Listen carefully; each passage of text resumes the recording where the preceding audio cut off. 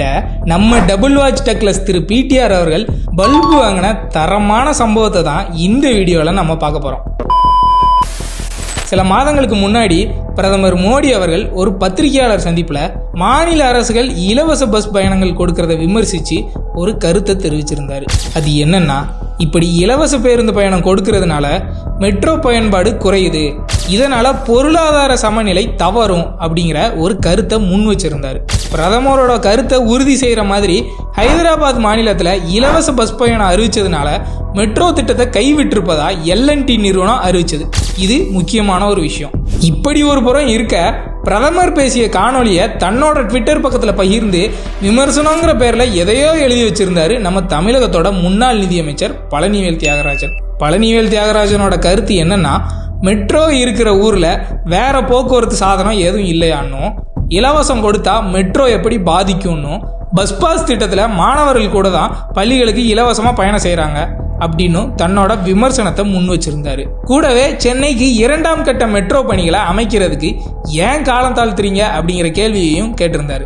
பிடிஆரோட இந்த விமர்சனத்துக்கு சும்மா நெத்தி அடியா அண்ணாமலை அவர்கள் ஒரு பதிலடியை கொடுத்திருக்காரு. பயணிகளை ஓசின்னு கூப்பிடுற மந்திரிகள் இருக்கிற ஒரே கட்சி திமுக தான். இலவச பயணங்கிற பேர்ல மக்களுக்கு ஏதோ திமுக நல்லது செய்யற மாதிரியான காமெடி எல்லாம் பண்ண வேண்டாம். ஒரு பக்கம் இலவசம் கொடுத்துட்டு இன்னொரு பக்கம் அத்தியாவசிய பொருட்கள் விலைய பல மடங்கு ஏத்துறீங்க அப்படின்னு அண்ணாமலை ஒரு நாக் அவுட் பஞ்சு விட்டுருக்காரு. இலவச பயணம்னு 6000 பேருந்துகளை இயக்காம முடக்கி வச்சிருக்கீங்க அப்படின்னு புள்ளி விவரத்தோட ஒரு பாயிண்டை எடுத்து விட்டுருக்காரு. இது போக மின்சார பேருந்து திட்டம் வெறும் அறிவிப்பா மட்டும்தான் இருக்குது அப்படிங்கிறதையும் குத்தி காமிச்சிருக்காரு.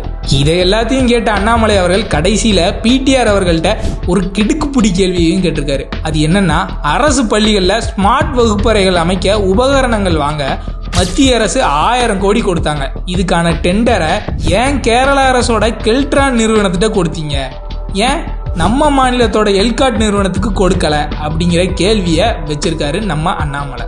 இந்த கேள்விக்கு அப்புறமா மானஸ்தனா பிடிஆர் அவர்கள் பதில் சொல்லி இருப்பாருன்னு பார்த்தா கம்முன்னு ஆகிட்டாரு. அது சரி, நிதியமைச்சர் பதவி பறிக்கப்பட்டதுக்கே பொங்காத இவரு இந்த கேள்விக்கெல்லாம் பதில் சொல்லுவார்னு எதிர்பார்க்கறது நம்ம தப்பு தான். அண்ணாமலை அவர்களோட இந்த தரமான பதிலடி பத்தி உங்களோட கருத்து என்னன்னு தெரிவிங்க.